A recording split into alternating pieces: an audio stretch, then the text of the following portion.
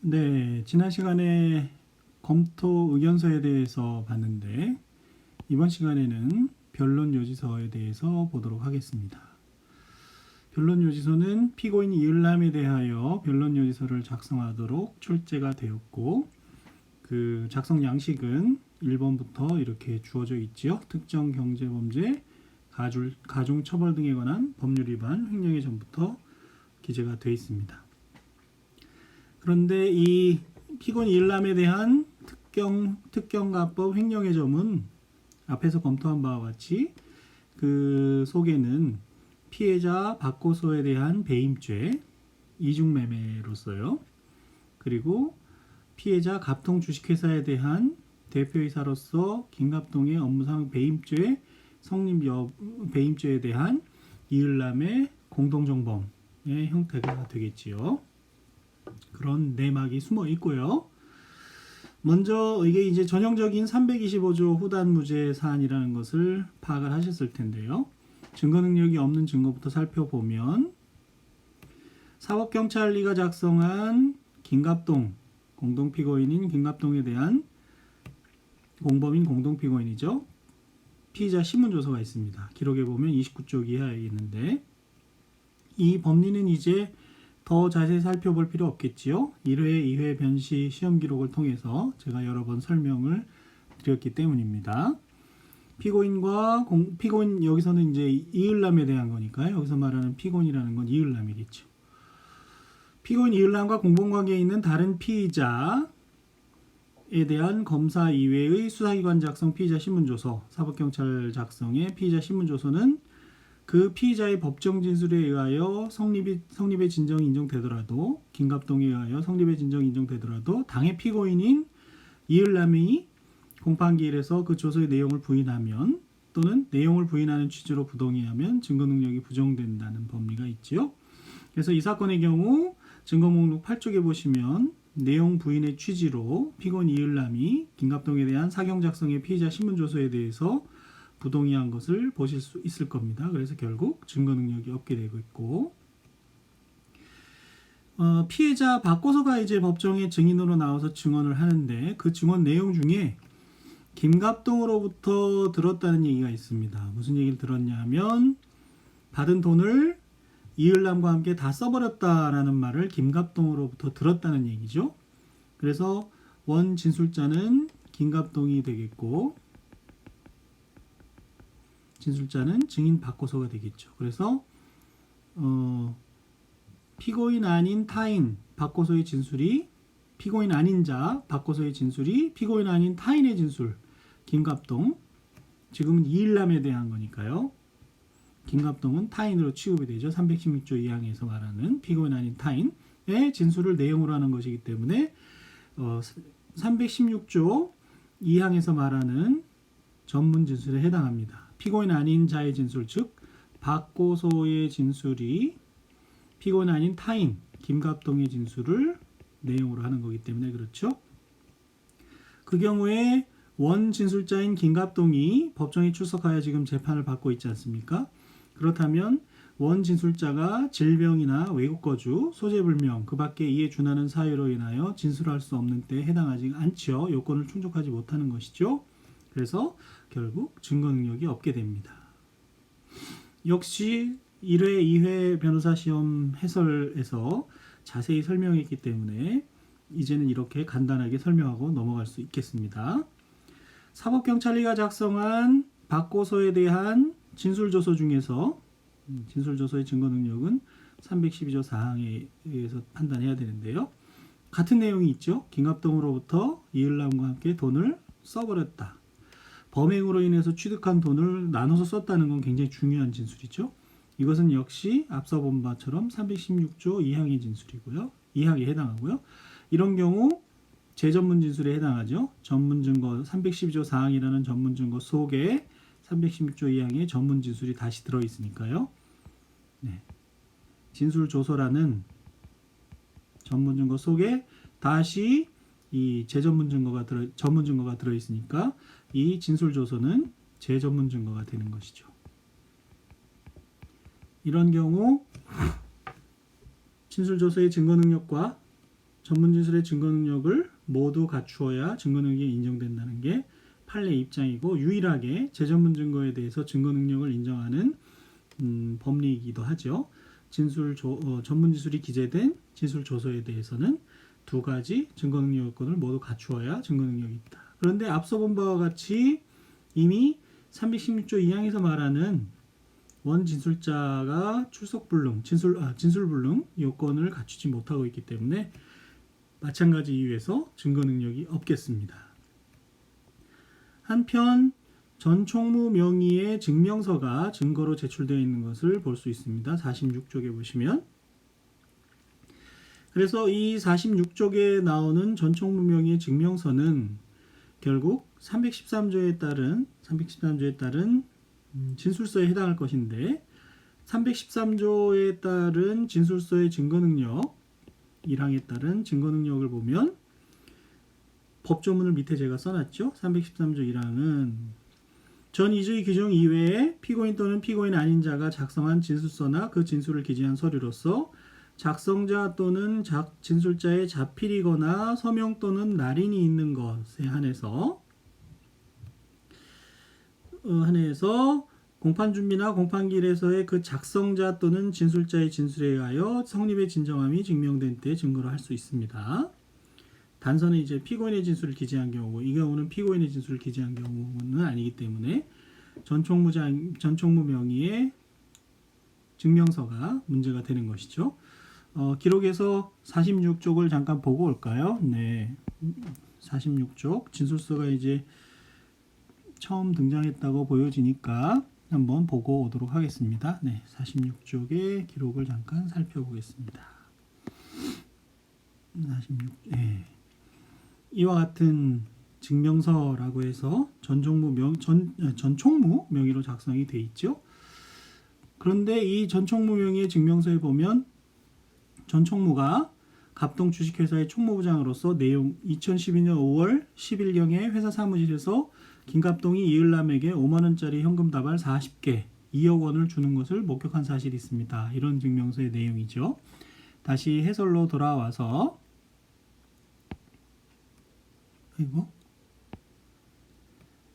해설로 돌아와서 보면 이제 법리를 보면 아까 밑에 법조문에서 본 것처럼 자필이거나 전총무의 자필이거나 전총무의 서명 또는 날인이 있는 진술서야 하는데 앞서 보신 것처럼 이것이 자필인지 지금 서명은 없죠. 날인도 없습니다. 도장도 없습니다. 이 있어야 있는 경우에 작성자 또는 진술자가 법정에 나와서 성립의 진정함이 증명하면 증거로 될 수 있는 것인데 진정함을 증명하면 이 사건의 경우는 어떻습니까? 나부인의 증언이 21쪽에 있죠. 나부인의 증인신문조서에 보시면 전총무가 불러주는 대로 나부인이 기재하고 서명하였다 이런 말이 있습니다. 그래서 그 작성자의 자필이나 서명이 아닌 것을 자필이나 서명 날인이 없는 것을 알 수 있죠. 전총무가 자기가 작성하고 자필로 작성한 것도 아니고 자기가 서명한 것도 아니고 전총무가 날인한 바도 없습니다. 그렇다면 전총무 명의의 전총무 명의의 증명서는 자필도 아니고 서명 또는 날인의 요건도 충족하지 못해서 313조 1항에 따른 증거 능력이 인정되지 않는 것이지요. 이 진술서의 증거 능력에 대해서 사실상 1회, 2회에 비해서 처음 등장한 것으로 보여지는데 313조 1항의 내용을 잘 살펴두시기 바랍니다. 네, 그 증거 기록에서 기록도 확인해 보시고요. 앞서 본 것처럼 이렇게 사법경찰관 작성의 피의자 신문조서, 김갑동에 대한 피의자 신문조서, 그리고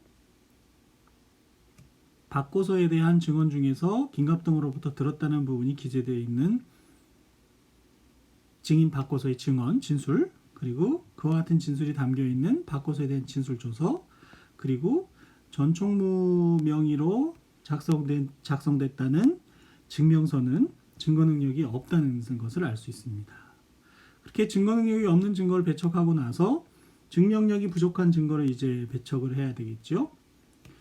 공범인 김갑동이 법정에서 그리고 검사 작성 피의자 신문조서에서 이을남과 함께 범행을 저질렀다고 그렇게 계속 인정을 하고 있는데 그와 같은 진술이 믿을 만한지 한번 볼까요?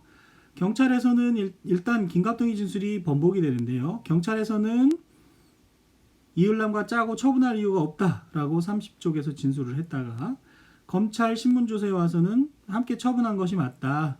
이제부터는 그동안에는 사촌 동생이고 해서 보호해 주려고 했는데 이제는 그럴 감정도 서로 사이가 나빠졌고 해서 보호할 이유가 없다는 취지로 진술을 바꾸게 됩니다. 그러니까 진술이 변화가 생기는 거죠. 일관성이 없는 거죠.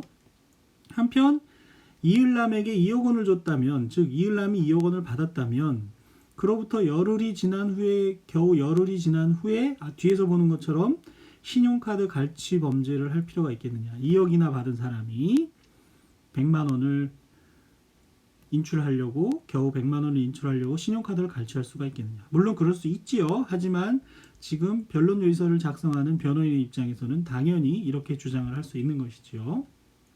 또 김갑동은 앞에 진술 번복 취지에서도 나왔지만 이을남으로부터 공갈을 당하게 돼서 나쁜 감정을 가지고 이제 횡령 사건 책임을 이을남에게 전가하기 위해서 이을남을 공범으로 끌어들일 가능성이 높다. 전에 변호사 시험 기록에서도 나왔던 바가 있지요. 또 한편 2억이나 주었다면서 현금으로 주었는지 구체적 진술이 없고 출처나 지급 수단에 대한 객관적 자료가 없습니다. 통장 사본이라든지 객관적인 물증이 없습니다. 그리고 이을남이 2억이나 받았다면 그 돈을 어디다 썼는지 모르겠지만 나부인 증언에 의하면 보증금 300만 원에 월세 20만 원짜리 단칸방에서 이을남이 살고 있다는 것은 쉽게 납득이 되지 않는 것이죠. 2억이나 받은 사람이요. 그리고 박고소가 이제 이을남이 김갑동과 공동해서 공범으로 저질렀다는 고소장의 진술이나 경찰 및 법정에서의 피해자로서의 진술은 추측에 불과하죠. 이을남이 그렇게 했다는 확증을 갖고 얘기하는 게 아닙니다. 그리고 앞서 본 바와 같이 김갑동으로부터 들었다는 부분도 증거 능력이 없고요. 그 밖에 다른 부동산 매매 계약서나 등기사항 전부증명서 같은 것만으로는 이 사건 공소 사실 인정하기에 부족하지요. 결국 범죄의 증명이 없으므로 325조 후단 무죄에 해당하는 합리적 의심의 여지 없이 범죄가 증명되지 않아서 325조 후단 무죄에 해당하는 사안입니다. 증거 능력 없는 증거를 배척을 하고 다음 증명력이 부족한 이유를 설시하면서 한 후에 후단 무죄를 선고하는 전형적인 325조 후단 무죄에 해당하는 룰 5에 해당하는 그런 예를 볼 수가 있겠습니다.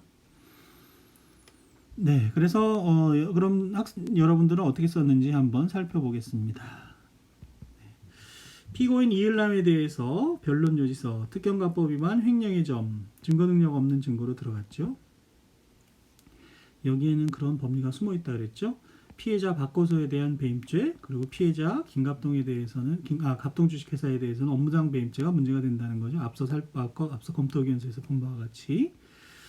그래서 김갑동에 대한 사경 작성의 피의자 신문조서는 김갑동에 대한 사경 작성 피의자 신문조서는 피고인 이을남이 내용 부인 취지로 부동의함으로 정확하게 알고 있네요. 비형사정법 312조 사망에 따라 증거 능력이 없습니다. 공범관계에 있는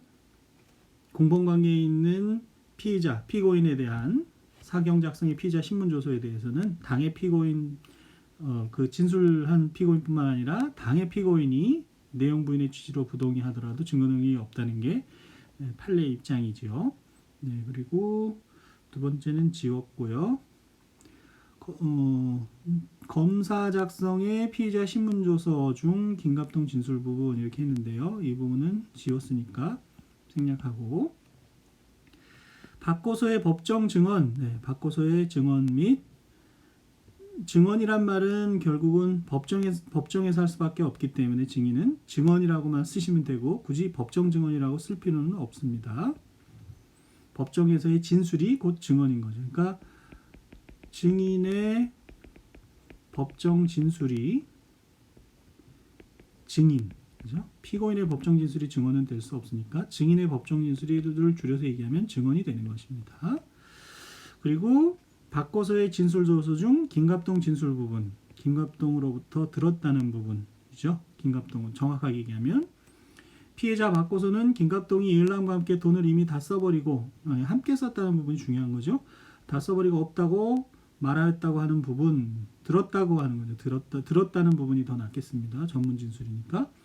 피고인 아닌 자, 바꿔서가 피고인 아닌 타인 김갑동의 진술을 내용을 하는 진술이므로 김갑동이 원진술자인 김갑동이 사망 기타 이에 준하는 사유로 법정에서 진술할 수 없어야 하지만 김갑동은 피고인 이을남과 공동 피고인으로 법정에 출석해 있고 진술할 수 있으므로 그렇죠? 진술불능의 요건을 법정에 출석하여 재판을 받고 있기 때문에 진술불능의 요건을 충족하지 못하므로 피해자 바꿔서의 진술, 증언 및 중언은 그렇죠? 그리고 바꿔서의 진술 조서는 이것은 아까 살펴본 것처럼 재전문 진술입니다. 재전문 증거입니다. 그렇죠? 진술 조서 속에 전문 진술이 포함되어 있으니까요. 해설 부분을 참조해 주시고요. 그래서 채점 기준에 따라서는 이런 경우 2번과 같은 답안의 2번과 같은 경우 바꿔서의 법정 증언에 따로 채점이 점수가 부여되고 재전문 증거에 대해서 점수가 다시 부여되는 이렇게 작성되는 채점 기준도 있고요. 지금 이 학생이 쓴 답안 같이 뭉뚱그려서 바꿔서의 증언과 재전문 증언을 한꺼번에 배척하는 것으로 작성되는 그런 채점 기준도 있긴 있습니다.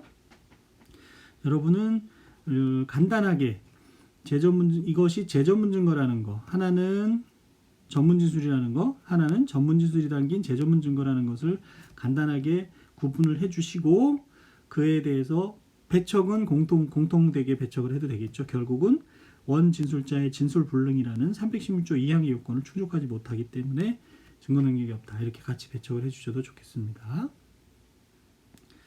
그 다음 신빙성 검토, 증명력이 부족한 부분을 살펴보는 거죠. 피고인 김갑동은 경찰신문에서는 자신이 서울 구로구 개봉동 이거 아까 위에서 얘기한 것처럼 민사 판결처럼 이 소재지, 지번, 면적 이런 게 중요한 게 아닌 것은 간단하게 쓰면 됩니다. 민사 판결에서의 소유권 이전 등기나 소유권 말소 등기처럼 이런 부분들이 중요한 요소는 아니니까요. 바꿔서에게 매도하여 중도금 수령 뒤 최등기에게 이중매매하고 소유권 이전 등기 격려하여 준 후 돈을 빌려달라던 피고인 이을애에게 2억 원을 빌려준 것이라고 하였다가 그 이후에는 피고인 이을애가 배임 행위를 제한하고 범죄 수익 분배도 2억 원 주었다고 하여 진술에 일관성이 없어 신뢰성이 떨어집니다. 신뢰성이라는 말보다는 제 생각에는 신빙성, 증명력 이런 표현을 쓰는 게 좋을 것 같고요. 일관되게. 여기서 말하고 싶은 것은 자신이 원래 이제 범행을 했다가 주도했다가 나중에는 이을애가 제안했다.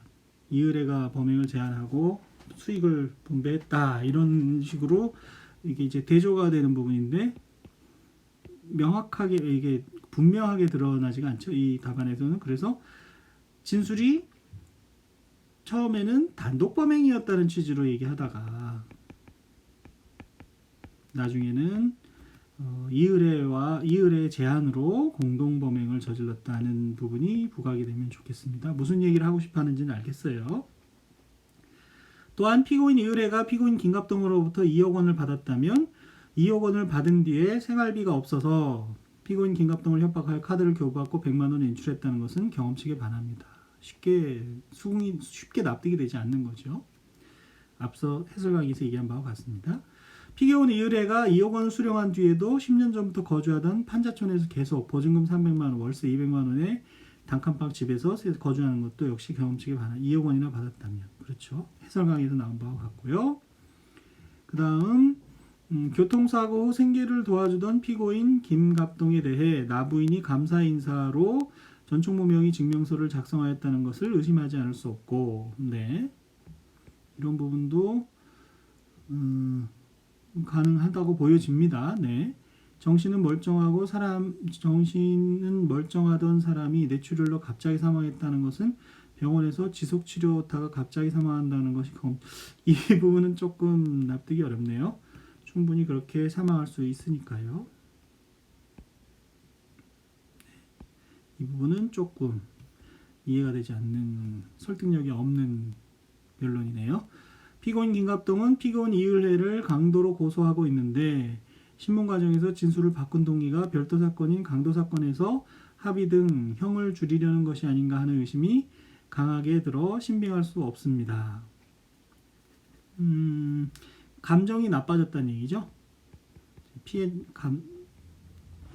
사촌 동생으로서 처음에는 사촌 동생이었는데 공갈까지 당하고 나중에 감정이 상해서 이을혜에게 전가하려고 한다는 악감정을 가지고 나쁜 진술을 한다는 그런 뜻이겠지요. 네, 이 부분 이해가 됩니다. 무슨 말을 하려고 하는지. 이상 위 점들에 비춰 김갑동의 진술과 전 총무 명의의 증명서는 신빙성이 떨어집니다. 결론, 이외 피고인 이을에 대한 이 부분 공소사실 인정할 증거가 부족하므로 원래는 이제 민사 판결처럼 아까 해설 강의 나온 것처럼 부동산 매매 계약서니 뭐 나머지 바꿔서의 진술 내용이라든지 이런 부분에 대해서는 이런 부분만으로는 부족하다 이렇게 했는데 간단하게 이렇게 써도 됩니다. 네. 그 밖에 한두 개 정도만 이게 언급을 해주면서 매매 계약서 등 나머지 공소 사실은 부족하고 나머지 증거만으로는 부족하고 결국 범죄의 증명이 없는 경우, 합리적 의심의 여지 없이 범죄가 증명되지 않는 경우라서 형사소송법 325 후단 무죄가 선고되어야 합니다. 네, 이 정도 쓰는 거 쉽지 않지요. 예, 잘 쓴 것으로 생각이 됩니다. 여러분은 어떻게 썼는지 같이 한번 검토해 보시고요.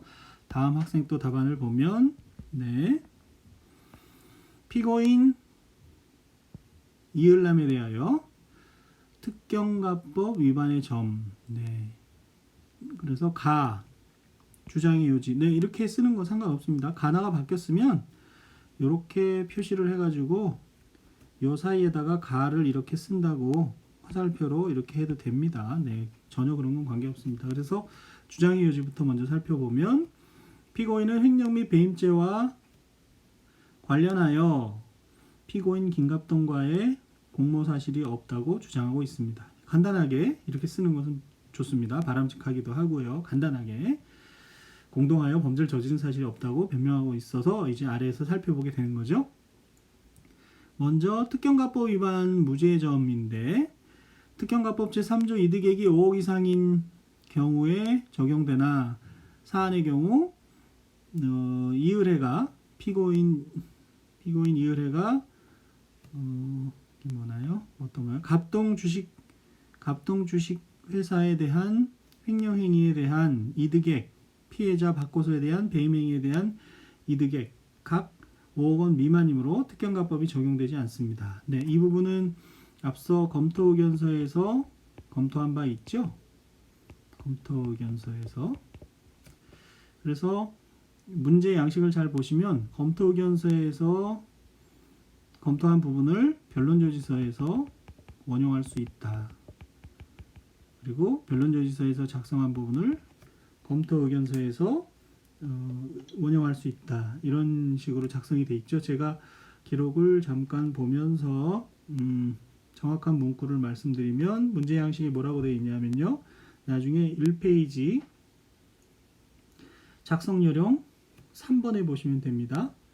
어떻게 말하고 있냐면 기록 1페이지 중간에 작성 요령의 3번에 보시면 검토 의견서에 기재한 내용은 변론조지서에서 기재한 내용은 검토 의견서에서 각각 인용 가능하다고 하니까 이게 지금 검토 의견서 내용을 나중에 인용해 버리면 됩니다.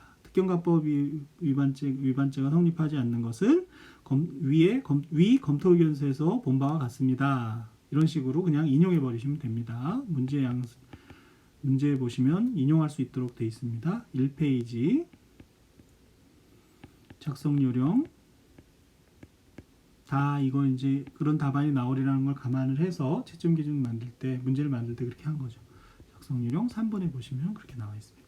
그렇게 인용을 해서 시간을 절약해야 되겠죠. 문제를 풀어 보시면 알겠지만 굉장히 시간이 모자르거든요. 그리고 점점점 이제 시간이 더 모자른 경향이 더 커지기 때문에 그렇게 해야 됩니다. 그래서 간단하게 주장 요지를 쓰고 피고인의 주장 요지를 쓰고 인용할 게 있으면 인용을 하고 증거 능력으로 바로 들어가면 좋겠습니다. 다 해서 이제 증거 능력 유무 판단 이렇게 했는데요. 뭐 제목은 관계없죠. 증거 능력이 있는지 없는지 판단한다고 보겠다는 거니까요. 검사 작성 김갑동에 대한 피신조서. 검사가 작성한 김갑동에 대한 피신조서를 피의자 신문조서를 보면 이거는 312조 4항에 의해서 판단이 돼야 되는 거죠. 경찰이 아니라 검찰이 작성한 공동피고인에 대한 피의자 신문조서는 310조 4항으로 가야 되니까요. 뭐 어떻게 썼는지 보면 피고인 김갑동은 피고인 김갑동과 피고인 이을남은 공범인 공동피고인 관계에 있습니다. 네. 피고인은 위 증거에 부동의 하였는 바 검사 작성에 피의자 신문조서에 대해 부동의 하였는 바 공범자에 대한 검사 피신조서인 위 조서는 공범자이든 아니든 검사 작성의 피의자 신문조서는 310조 4항으로 가서 공범관계에 있는지 아닌지가 큰 의미는 없는데요. 어쨌거나 이 사건에서는 공범인 공동피고인 관계에 있으니까 이렇게 쓰는 거는 뭐 무방합니다. 위 조서는 310조 4항에 따라 증거능력 요건을 판단해야 합니다. 네, 여기까지는 좋고요. 즉 피고인 김갑동은 310조 4항에 따라 성립의 진정을 하여야 하므로 원진술자인 김갑동이요. 이 같은 사실을 확인할 바 없어 위 조서는 증거능력이 없습니다. 네, 이 부분은 사실은 잘못됐고요.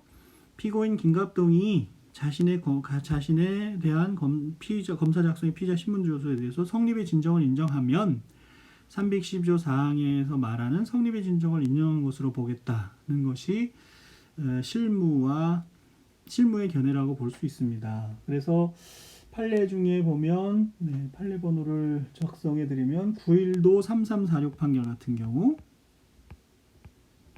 반드시 증인으로서 지금 이 답안은 증인으로 김갑동이 이 사건에서 공동피고인이니까 변론을 분리해서 증인으로 증언하면서 성립의 진정을 인정해야 증거 능력이 있다. 이런 견해에 입각한 답안인데 그런 견해도 있지만 실무와 판례의 입장은 예를 들어서 9.1도 3346 판결 같은 경우처럼 공동피고인으로서 법정에서 진술하면서 성립의 진정이 인정되었다면 이 사건에서는 바로 그런 경우죠. 증거 목록에 보시면 김갑동 자체는 성립 인정을 하고 있죠. 그렇다면 310조 4항의 성립 진정 요건을 충족한 것으로 보는 것이 판례 입장이라고 할 수 있습니다. 그래서 문제 제기는 좋았는데 실무나 판례와 다른 견해에 입각해서 지금 작성이 됐기 때문에 결론적으로 이 부분은 무용한 기재가 되어버렸다고 할 수 있겠습니다.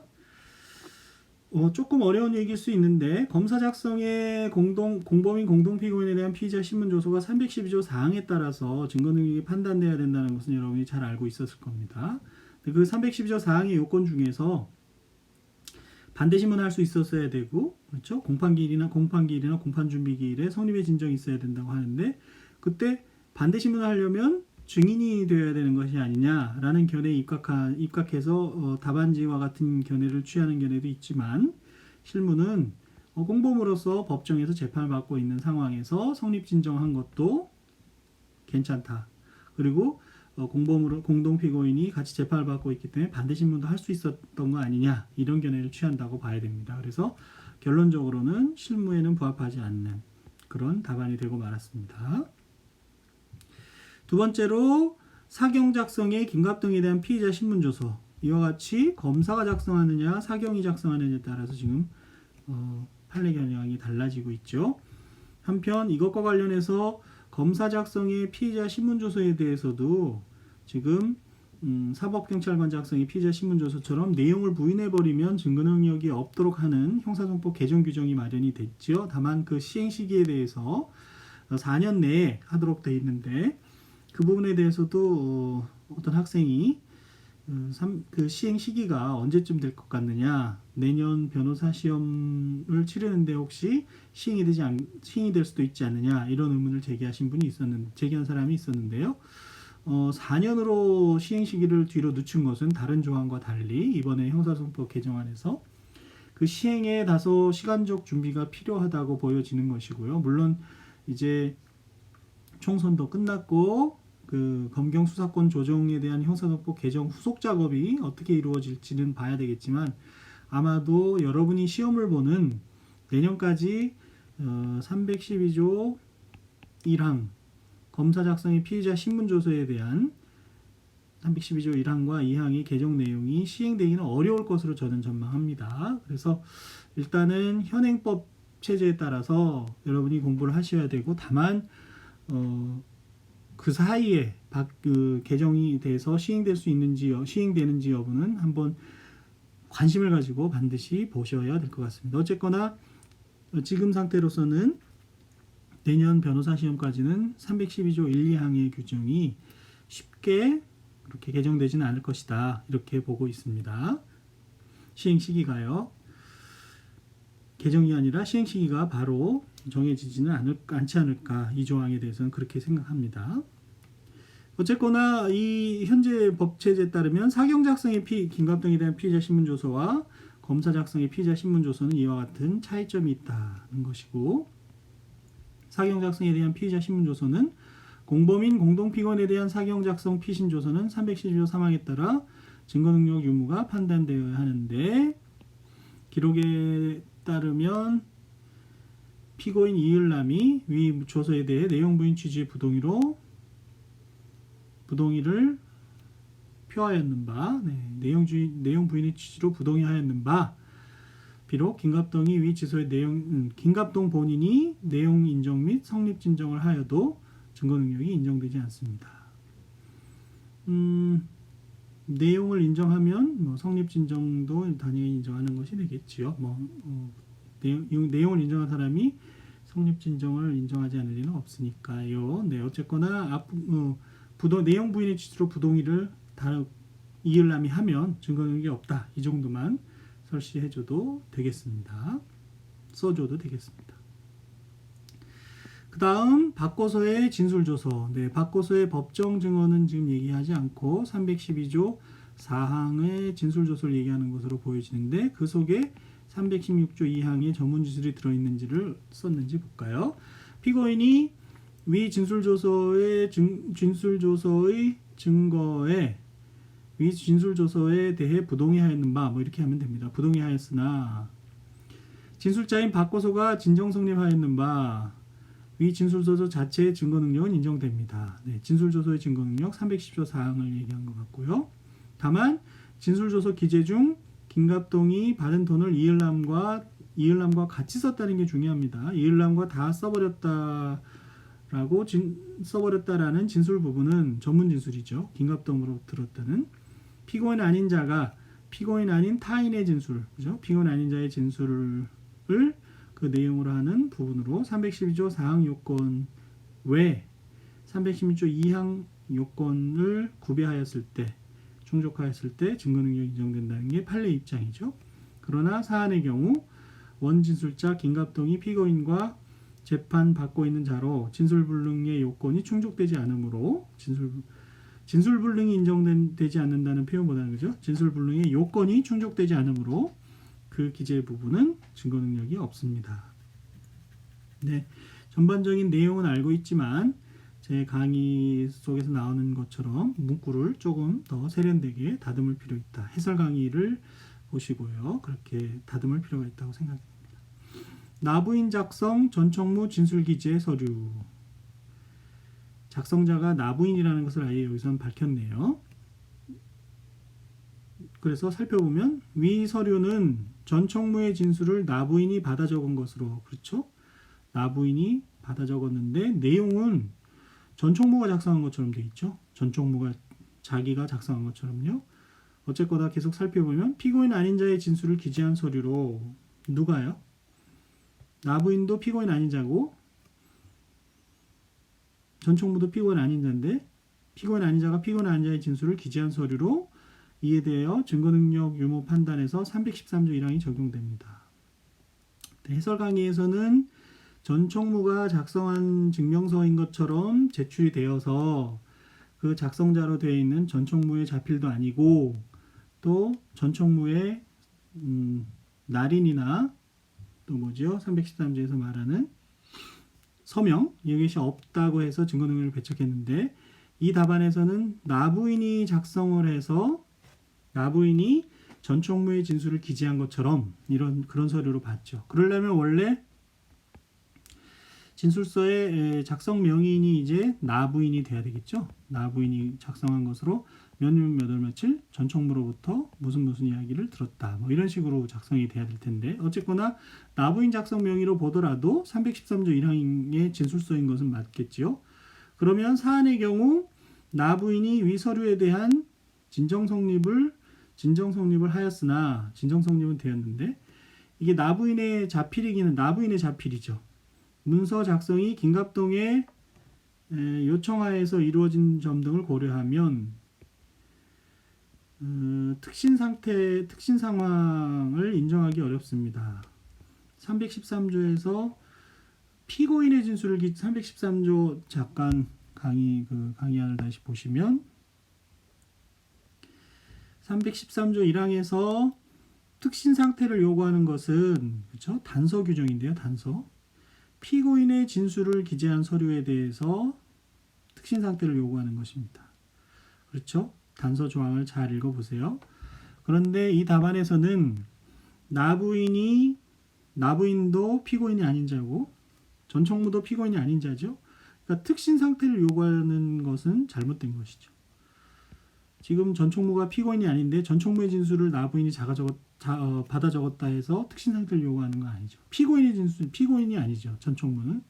나부인이 받아 적은 전총무는 피고인이 아닙니다. 따라서 단서 조항이 적용될 수가 없고 역시 본문이 적용이 돼야 되는데 나부인 명의의 문서가 아니라는 얘기입니다. 그 문서가. 그래서 증거 목록에 보시면 증거 목록에서도 작성자란에 전총무라고 기재되어 있는 걸 보실 수 있거든요. 다시 증거 목록을 잠깐 보고 넘어오면 지금 전총무 명의로 작성이 됐지만 작성이 되었고 실제 작성이 되었지만 실제 작성자는 나부인이라는 거잖아요.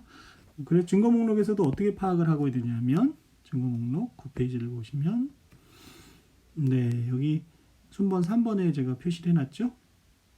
전총무의 증명서인 것처럼 그렇게 지금 제출이 된 거거든요. 그러니까 전총무의 자필도 아니고 서명도 없고 날인도 없다는 의미에서 답안이 작성이 된 거고 설사 두 번째 학생처럼 그렇게 한다 하더라도 특신 상태로 증거 능력이 없다고 할 수 없고 나부인이 작성해서 나부인의 자필이거나 나부인의 서명, 날인이 있어야 되는데 나부인의 자필이라면 그 명의가 나부인이 쓴 것으로 해야지 전총무 명의로 작성이 됐기 때문에 역시 313조 1항에 의한 자필 작성에 나부인 작성의 증명서라고 보기는 어렵다는 얘기입니다. 증거 목록에서도 보시면 그렇게 전총무가 작성한 명의 증명서인 걸로 그렇게 파악을 하고 있는 것을 보실 수 있겠지요. 이 단서 조항으로 가는 것은 잘못된 겁니다. 피고인의 진술을 기재한 서류가 아니라고 봐야 되죠. 설명이 좀 어려워졌는데 진술서에 대한 이해를 이번 기회에 잘 해놓기 바라고요. 그 다음에 증명력 판단, 증명력이 부족한 증거, 양이 좀 부족하죠. 이게 쓰다 보면 시간이 굉장히 부족한 것을 느끼실 겁니다. 여기서는 뭐라고 써? 근데 이 부분에 항목마다 배점이 있거든요. 그리고 또 참 학생 의견 중에 배점이 정확하게 어떻게 되었는지 배점 기준 그리고 간이 채점을 해서 그 답안이 몇 점 정도 되는지 한번 봤으면 좋겠다 이런 의견이 있었는데 다음 4회 공판기일에 간이 채점 겸해서 배점 기준을 좀 더 정확하게 살펴보도록 하겠습니다. 1, 2, 3회까지 제가 그 항목마다 몇 점이 배점이 되어 있는지는 제가 파악을 못했기 때문에 못해드린 거고 제가 알고 있는 범위 내에서 나온다면 그렇게 한번 학생이 요구한 대로 해보도록 하겠습니다. 증명력 판단 부분에서는 김갑동의 검찰 단계에서의 진술 중 피고인과 함께 공소사실을 공소사실 이게 자백인가요? 자백하는 부분은 함께 범행을 했다고 진술하는 부분은 김갑동의 경찰 단계 중 김갑동이 경찰에서의 진술이죠. 이을남과 짜고 처분할 이유가 없고 가독성 처벌로 읽어버렸습니다. 가독성을 좀 높여야 되겠어요. 이유가 없고 이을남이 급전이 필요하다 하여 빌려준 것이다 라는 진술과 모순되며 신빙성이 떨어집니다. 네, 결국 하나의 항목을 적은 것이거든요. 이 부분에 대해서는 조금 더 추가가 필요할 겁니다. 근데 이게 신빙성 판단 부분이 상당한 시간을 요하고 또 기록을 보면서 요령 있게 파악하는 게 필요해서 지금 뭐 이제 겨우 3회째인데 아직까지 거기에 익숙하지 못했다 그래서 결코 실망할 필요는 없고요. 계속 이제 연습을 해가면서 그 요령을 익혀 나가야 되겠습니다. 그래서 특경가법 위반 부분에 대해서 결론적으로 공소사실 범죄에 대한 증명이 부족하므로 320조 후断무죄를 선고해 주시기 바랍니다. 네, 이렇게 작성이 되었습니다. 다음 계속해서 이제 강도의 점 이하에 대해서 살펴보도록 하겠습니다. 해설 강의 쪽으로 오시면 네. 강도의 점에 대해서 살펴보면 강도죄가 성립하려 그러면 잘 아시다시피 강도죄에 있어서의 폭행과 협박의 정도는 최협의설이라 그러나요? 사회통념상 객관적으로 상대방의 반항을 억압하거나 한거 불능케 할 정도의 것임을 요하는 것이죠. 그렇죠? 네, 이건 강도죄에 있어서의 폭행 협박의 정도에 대해서 형법 강론을 공부하면서 아마 공부하셨을 겁니다. 대표적인 판례를 아래 2001도 359 판결을 실어놨으니까 읽어보도록 하시고요. 그리고 강의 전에 이 해설 강의안도 올려주셨으면 좋겠다 이런 얘기를 했습니다. 실시간 강의를 할 때 그런 의견이 있었어요. 그래서 그 부분도 실시간 강의 다음 주부터 또 이제 실시간 강의를 할 텐데 실시간 강의 전에 PDF 파일을 이루리에 올려서 여러분이 그 강의안을 보면서 강의를 들을 수 있도록 실시간 강의라면 이번 같이 녹화 강의라면 뭐 녹화 강의와 함께 올려줘도 될 것 같고요. 그런 부분에 대해서 실시간 강의를 하게 되면 PDF 파일을 먼저 올려놓도록 그렇게 하겠습니다. 그래서 이런 강도죄 법리가 있지요.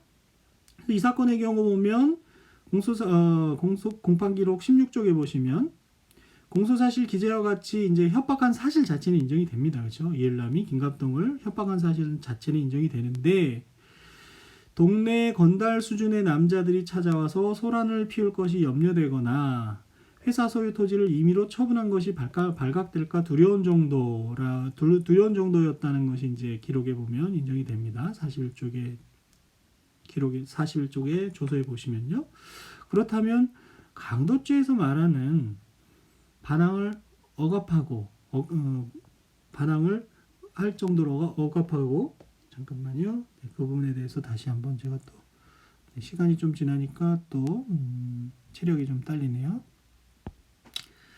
그 부분에 대해서 해설 강의안 위에서 보시는 것처럼 네, 상대방의 반항을 억압하거나 한거 불능케 할 정도의 것이어야 되는데 그렇죠? 이러한 41쪽에 등장하는 이런 정도의 사실관계로서는 강도죄에서 말하는 상대방의 반항을 억압하거나 한거 불능케 할 정도의 협박이라고 보기는 어렵지 않겠습니까? 또 그렇게 변론을 해야 되고요. 따라서 강도죄는 성립하지 않겠습니다. 그렇죠? 그러나 그 강도죄에는 축소사실인 공갈죄가 포함되어 있죠. 그리고 그 경우에는 공소장 변경 없이 공갈죄에 대해서 판단을 할 수 있을 거기 때문에 겁을 먹게 한 것 자체는 지금 기록에 보시면 기록상 인정이 됩니다.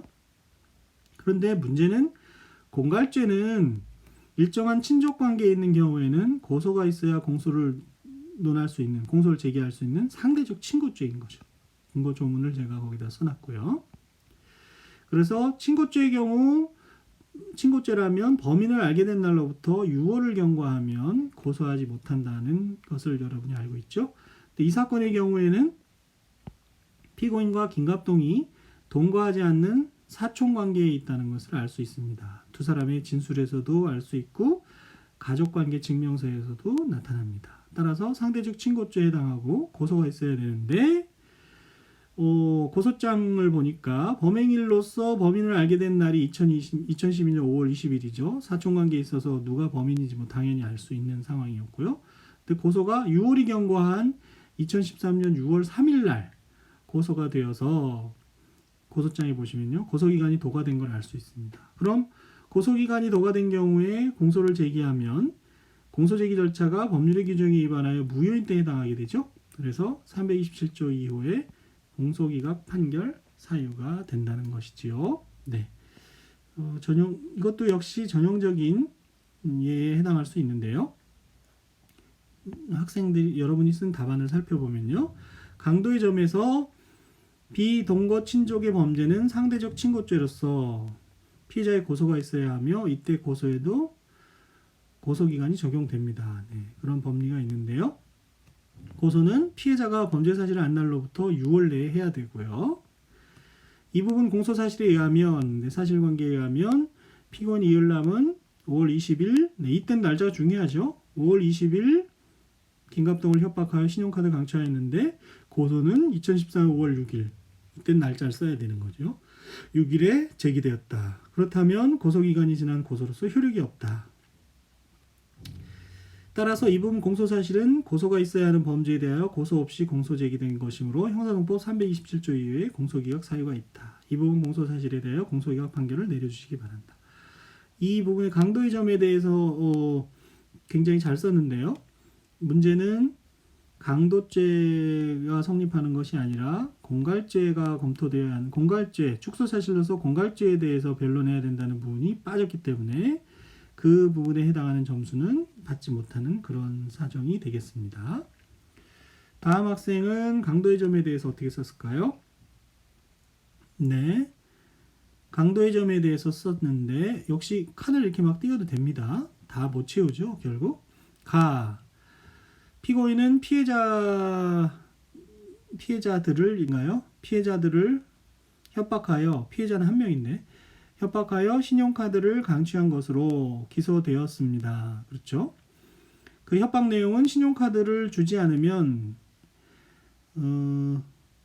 이사로서 임의 처분, 회사 토지 임의 처분 사실을 알려 콩밥 먹게 하겠다. 내게 힘쓰는 동생들이 있다 등인데 이러한 사실만으로는 상대방을 억압 불가능하게 하는 상대방의 반항을 억압하거나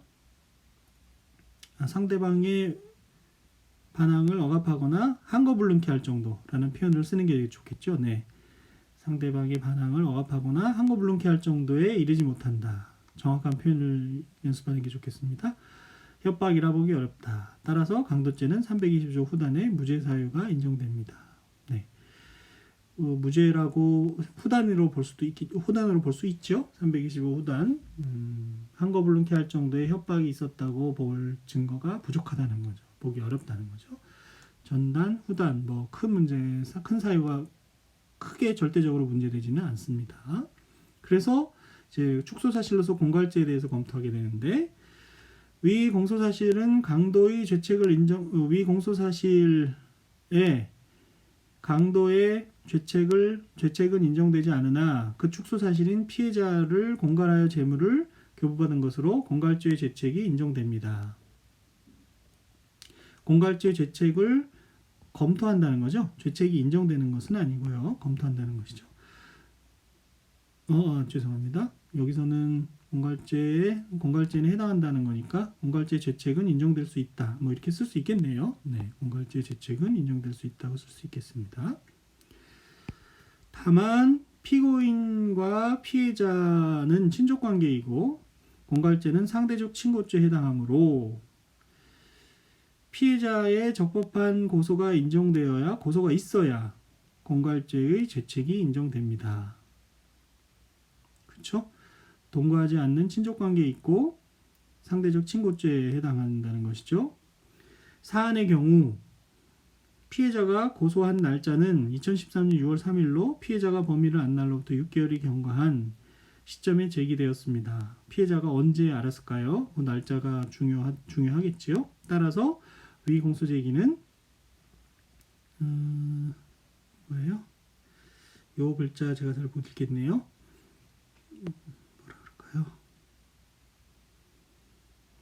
잘 못 읽겠습니다.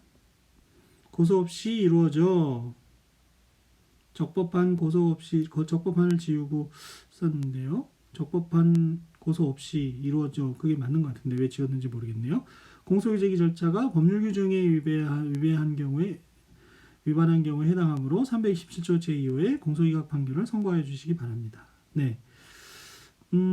역시 들어갈 말들은 들어가 있는데 다소 이게 조금 논리적이지 못한 느낌이 들죠. 그 이유는 공갈죄의 경우 상대적 친고죄이다. 그리고 친고죄의 경우 고소기간 내에 공소가 제기되어야 한다. 6개월 내에. 이런 법리를 간단하게 앞에 써주고 나서 이 사건의 경우 동거하지 않는 친족관계에 있고 고소가 동거하지 않는 친족관계에 있어서 적법한 고소기간 내에 고소가 제기돼야 되는데 언제 범위를 알았고 그로부터 6개월이 지난 뒤에 고소가 있었기 때문에 적법한 고소로 볼 수 없다. 따라서 공소제기 절차가 법률의 규정에 위반하여 위법하다. 이런 식으로 조금 더 표현과 논리를 가다듬을 필요가 있겠습니다.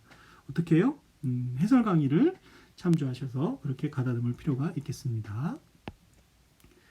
다음으로 현금 절도 여심전문 금융업법 위반의 점에 대해서 살펴보면 절도의 점에 대해서 한번 볼까요? 절도의 점에 대해서 보면 카드를 강취한 공갈죄와 갈취한 공갈죄와 별도의 절도죄가 성립하는지 여부가 이제 먼저 검토가 돼야 되는데 이 판례를 알고 있느냐 모르고 있느냐에 따라서 많은 부분에서 이제 결론이 달라지는데요.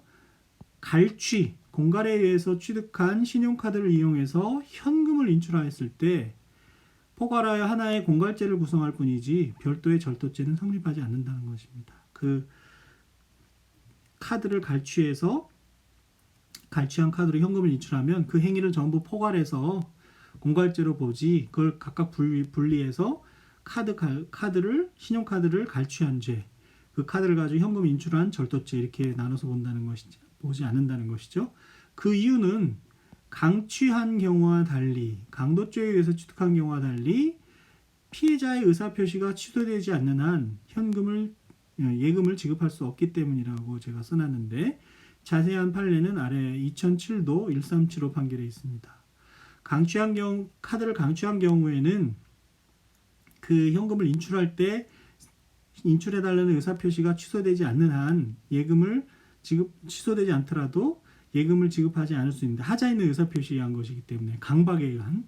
그런데 갈취의 경우에는 피해자의 의사표시가 취소되지 않으면 예금을 지급할 수밖에 없기 때문이라는 겁니다. 그 자세한 내용은 이 2007도 1375 판결에 있지요. 그래서 이 판결을 보면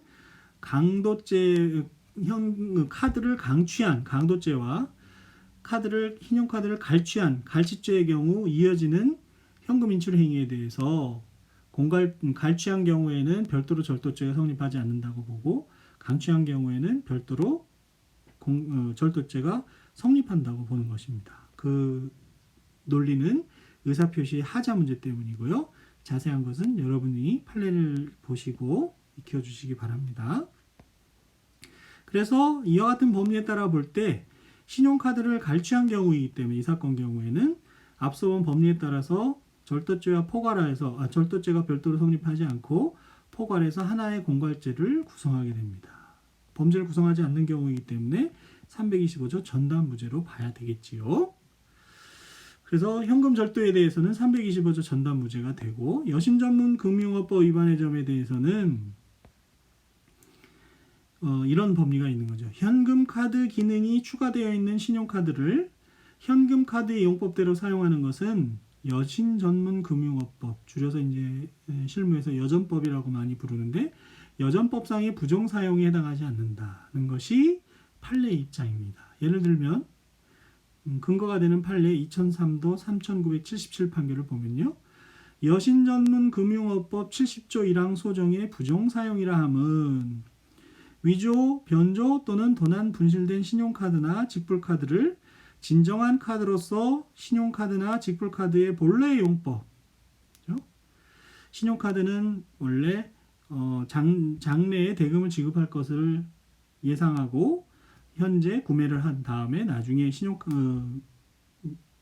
대금 지급일이 도래하면 대금을 납부하는 그런 형태 아니겠습니까? 그런 용법에 따라서 신용구매하는 경우 같은 것을 말하는 것이지, 절취한 직불카드를 온라인 현금 자동 지급기에 넣고 현금카드 지급 기능이 있을 경우 비밀번호 등을 입력하여 피해자의 예금을 인출한 행위는 사실 현금카드 같은 기능을 사용한 것이지 신용카드의 기능을 사용한 것이 아니기 때문에 부정사용 개념에 포함되지 않는다는 것입니다.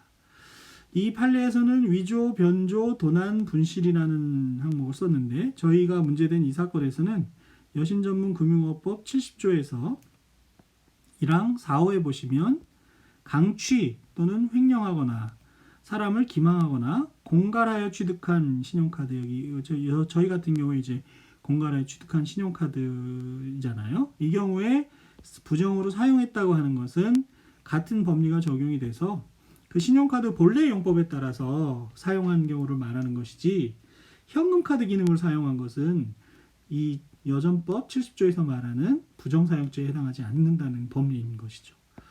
그러한 법리에 따라서 이 경우에 역시 죄가 성립되지 않으므로 325조 전담무죄로 보아야 할 것입니다. 형사기록, 그래서 학생의 답안을 보면요. 절도와 여신전문금융업법 위반죄에 대해서 살펴보면 신용카드를 강취한 자가 강취한 신용카드를 사용하여 현금을 인출하고 물품을 구입하는 등의 경우에는 강도죄의 포괄일죄로 처벌합니다. 아닙니다. 강도죄하고 공갈죄를 잘 구별해야 되겠습니다. 강도죄와 공갈죄, 포괄일죄로 강도죄에서 포괄일죄로 처벌받지 않고 공갈죄에서 포괄일죄로 되는 이유는 의사표시의 하자를 취소하기 전까지 그 효력이 있냐 없느냐는 것입니다. 강도죄의 경우에는 피해자의 의사표시가 전혀 있을 수가 없는 상태인 거고 반항을 억압하거나 한거불능한 상태이기 때문에 한거불능한 상태로 빼앗겼기 때문에 의사가 없는 것이죠. 그런데 공갈죄는 하자 있는 의사표시가 됩니다. 갈취에 의해서. 그래서 그 의사표시 취소하기 전까지는 현금을 지급할 의무가 현금 그 보유자에게 있다는 얘기죠. 구별을 해야 됩니다. 해설 강의에서 나오는 판례를 잘 읽어보시기 바랍니다. 이 부분 공소사실은 피고인 이을남의 피고인 김갑동에 대한 강도죄의 포괄일죄인데 강도죄가 아니죠. 강도죄는 상대적 친고죄로 고소가 있어야 공소가 제기됩니다. 강도죄를 검토하면 안 됩니다. 공갈죄를 검토를 해야죠. 고소의 기간이 도과한 고소로서 고소의 효력이 없고 고소가 없는 자에 대한 공소제기에 해당합니다. 따라서 이 부분 공소사실은 형사소송법 327조 2호 공소기각 사유가 있으므로 공소기각 판결을 내려주시기 바랍니다. 아닙니다. 이거 잘못된 부분이니까 해설 강의 부분을 잘 봐주시기 바랍니다. 다음 학생은요. 현금 절도와 여전법 위반의 점에 대해서 보면 현금 절도의 이게 뭡니까? 제가 좀 확대해서 보면 현금 절도의 죄책이네요. 죄책이란 말인데 이거 가독성이 잘 떨어집니다. 필체를 조금 바꿀 필요가 있겠습니다. 현금 절도의 죄책이라는 표현이네요.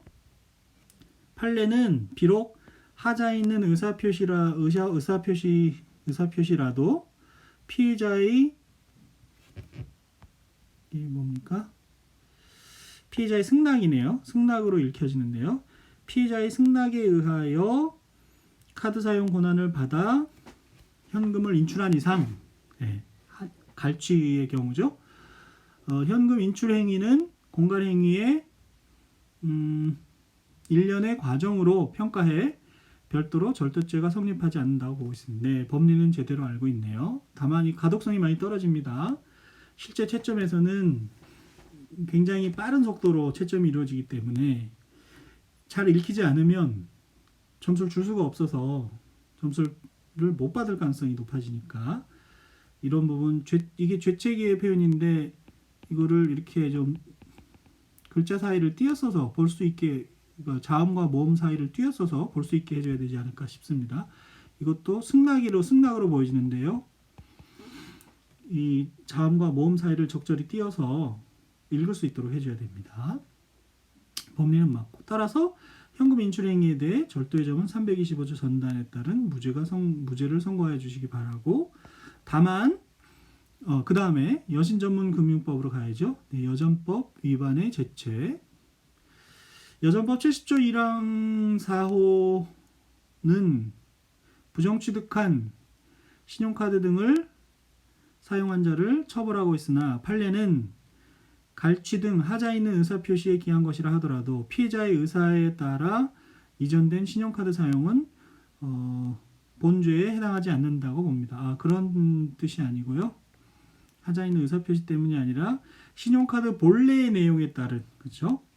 현금카드 기능을 단순히 현금카드 기능을 사용한 경우는 부정사용에 해당하지 않고 신용카드면 신용카드, 직불카드면 직불카드 본래의 기능에 따라서 사용했어야 된다. 사용할 때 부정사용이 된다는 거죠.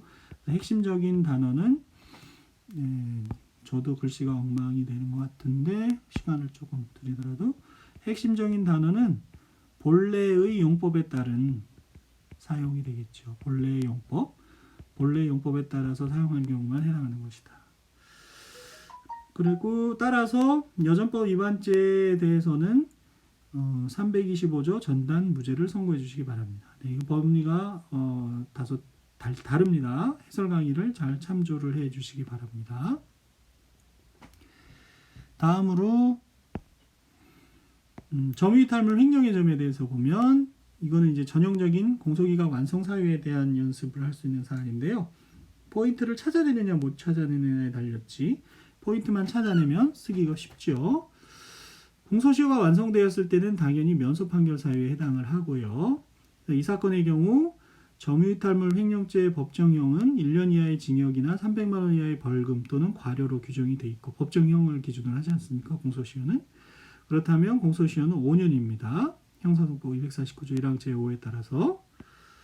그런데 범죄 발생일인 2008년 9월 말부터 5년이 경과한 후에 공소가 제기되었으니 형사법 326조 3의 면소 판결 사유에 해당한다는 것이죠. 그렇죠? 이 경우에도 날짜가 중요한 것이죠. 기간에 문제가 되니까요.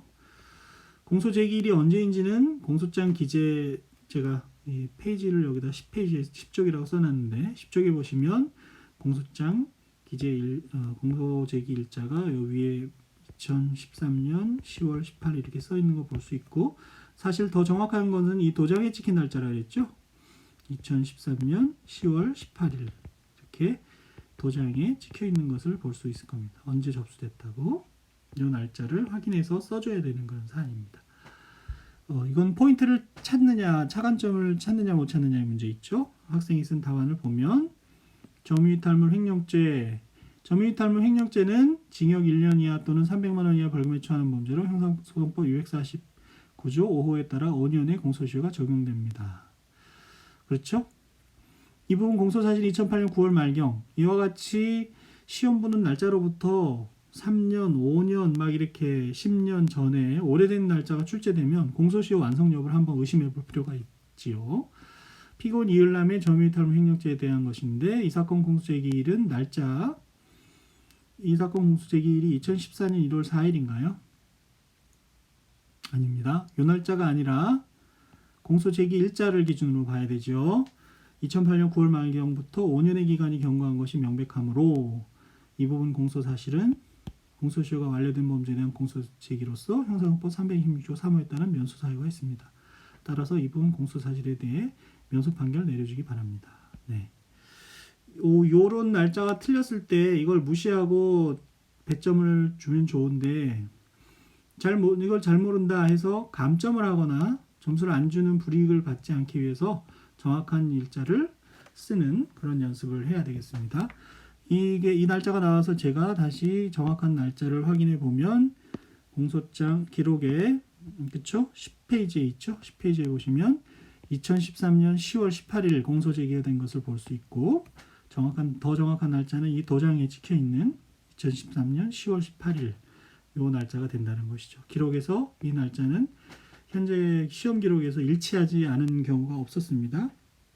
만약에 일치하지 않는다면 요 날짜가 도장에 찍힌 날짜가 더 정확한 공소제기 일자가 되겠습니다. 그리고 금목걸이 부분이 뒤에 있고요. 두 번째 학생의 답안지를 보면 네, 점이탈물 횡령의 점 이렇게 간단하게 쓸 수 있으면 더 좋죠. 내용을 볼까요? 이 사건 범죄는 법정형이 1년 이하의 징역으로 1년 이하의 징역이라는 부분만 썼는데 징역 및 뭐뭐뭐라는 부분이 사실 있긴 한데요. 1년 이하의 징역이라는 표현만으로 공소시효가 결정될 수 있으면 괜찮은데 1년 이하의 징역뿐만 아니라 법조문에 써 있는 것까지 써주는 게 옳지 않겠습니까?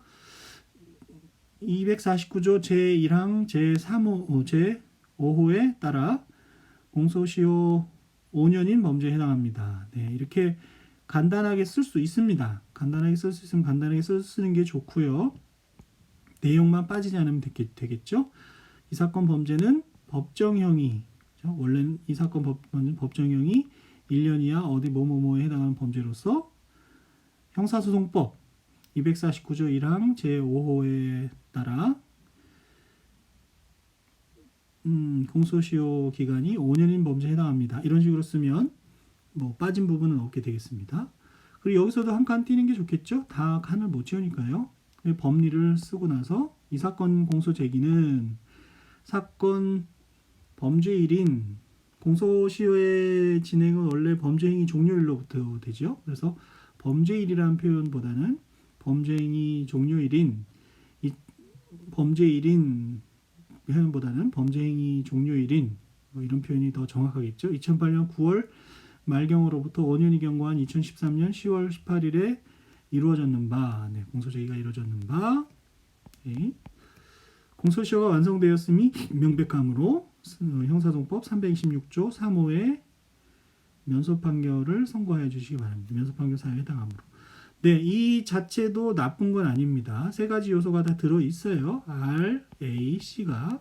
다만 이제 띄어쓰기를 한다든지 해서 이런 논리 전개가 됐다는 걸 눈에 확 보여주게 하면 되겠습니다. 그러니까 앞서 봤던 답안과 이 답안의 실질적인 배점 차이는 크지 않을 겁니다. 실제 채점에서는. 그러니까 이렇게 요약해서 이렇게 쓸 수 있으면 이렇게 쓰는 것도 하나의 방법입니다. 다만 보기 좋게 칸을 나눠준다든지 제목을 단다든지 시간이 있다면 제목을 단다든지 할 필요가 있겠지요. 네, 그 정도로 하고 금목걸이 절도의 점에 대해서 보면 네, 금목걸이 절도의 점에 대해서 보면 어떤 법리가 있냐면 자백 보강 법칙이라는 게 있죠. 자백이 있고 별개의 독립된 증거로 증거 능력 있는 보강 증거가 있으면 유죄를 인정할 수 있지만 자백은 있지만 별개의 독립된 증거로서 증거 능력이 있는 보강 증거가 없으면 자백만으로 유죄를 인정할 수가 없죠. 자백 배제 법칙입니다. 그리고 위법하게 수집된 증거는 증거 능력이 없는 거고요. 이거는 어떻게 보면 숨은 법리라고도 할 수 있고요. 이 사건의 경우 보면 금목걸이 절도에 대해서 피고인이 자백하고 있는 것을 볼 수 있습니다. 그리고 그에 관련된 증거로 금목걸이를 압수를 했는데 33쪽에 보시면 33쪽을 잠깐 보고 넘어올까요? 기록에 33쪽을 보시면 네. 압수 경위가 이렇게 압수조서에 압수 경위가 나타나는 걸 볼 수 있습니다. 그래서 강도 혐의로 체포하면서 거기서 금목걸이를 발견한 것을 볼 수가 있습니다. 강도는 신용카드 그 김갑동으로부터 강취했다는 그런 혐의가 되겠죠. 그렇죠? 그래서 다시 해설로 돌아오면 신용카드를 강취하고 강취한 카드를 이용해서 현금을 인출하고 디지털 카메라를 횡령한 혐의로 체포영장에 의해서 체포를 하게 된 건데요. 13쪽에 보시면 이제 그게 나오죠. 이 금목걸이는 그와 같은 체포 사유와는 혐의 관련성이 없습니다. 그렇죠? 그래서 그리고 금목걸이에 대해서 사후영장 발부받은 바도 없어요. 그렇다면 압수조서나 압수된 금목걸이 증제 3호로 지금 되어 있는 이것들은 영장 없이 압수한 것으로서 위법 수집 증거에 해당하고 영장주의를 침해한 것이 되어서 증거 능력이 없게 되겠죠. 위법 수집 증거 배제 법칙에 의해서. 그렇다면 금목걸이 절도의 점에 대해서는 자백만이 있을 뿐 이 보강 증거인 압수조서나 압수된 금목걸이는 위법 수집 증거 또는 위법 수집 증거에서 파생된 증거로서 증거 능력이 없게 되니 결국 자백만이 남게 되는 거 아니겠습니까? 자백만 가지고는 유죄 증거를 할 수 없죠. 그리고 그런 경우는 325조 후단 무죄 사유에 해당한다는 것이죠. 그렇죠? 네, 이 점에 대해서 답안을 보면 금목걸이 절도해서 증거 능력 없는 증거 금목걸이 이 부분은 이제 전형적인 룰 5에 따른 것을 쓰려고 의도했던 것으로 보여지는데 제가 룰 5에 소개한 것처럼 이것은 사실관계를 이유로 우리가 좀 전에 본 것처럼 이을남과 김갑동의 진술이 서로 배치가 되면서 공모했느냐 이런 사실관계 이유로 해서 325조 후단 무죄가 되는 전형적인 경우고 이 사건은 그런 경우까지는 아니고 사실은 위법 수집 증거 배제와 자백 배제 법칙에 관한 문제였었거든요. 그렇다고 해서 이렇게 증거 능력 없는 증거 썼다고 해서 잘못된 것은 아닙니다. 잘못됐다는 얘기는 하는 것이 아니라 전형적인 예가 아니라는 얘기를 하는 것이죠. 이 부분이 잘못됐다고 얘기할 수는 없어요. 금목걸이 부분은 그래서 금목걸이 부분을 보면 금목걸이는 피고인 이을남의 피고인 김갑동에 대한 신용카드 강도 범죄와 점유이탈물 횡령죄 혐의로 디지털 카메라 발부받은 체포영장에 의해 피고인 이을남의 주거지에서 체포하면서 체포 현장 압수수색하여 받은 것입니다. 네, 체포영장에 의한 체포 현장에서 압수수색한 것이죠. 그런데 핵심은 뭐예요? 관련성이 없다는 거죠. 체포 현장에서의 압수수색은 영장 없는 압수수색으로 계속 압수할 필요가 있는 경우 형사소송법 217조 2항에 따라 사후영장을 청구해야 되는데 관련성도 없었고 사후영장도 발부하지 않았다는 거죠. 그러한 사실이 없으므로 위법한 압수수색 증거 증거 능력이 없다. 절도사실 인정할 증거가 부족합니다. 그러니까 증거 능력 없는 증거, 부족 증거의 순서가 부족 증거의 논리가 아니었고 유죄 인정의 증거로 할 수 있는 것이 자백과 보강 증거가 있었어야 하는데 자백은 있는 상황에서 보강 증거로 하고 할 수 있는 지금 금목걸이만 검토가 되는데 압수조서도 검토가 그래서 돼야 되는 겁니다. 압수조서에 증거 능력이 있다 그러면 자백 플러스 압수조서라는 보강 증거에 의해서 유죄 인정도 될 수 있거든요. 그래서 압수조서가 빠졌기 때문에 금목걸이에 해당하는 배점은 받아갔겠지만 압수조서에 대한 배점은 빠졌을 거고요. 나머지 논리에 주어져 있는 점수도 받지는 못했을 겁니다. 부족 증거가 이제 나머지 증거가 없는 거죠. 자백과 보강 증거의 논리로 갔어야 되는 문제인 거죠. 이 부분 공소 사실은 범죄 증명이 없는 경우로 325조 후단 무죄가 선고되어야 한다. 네.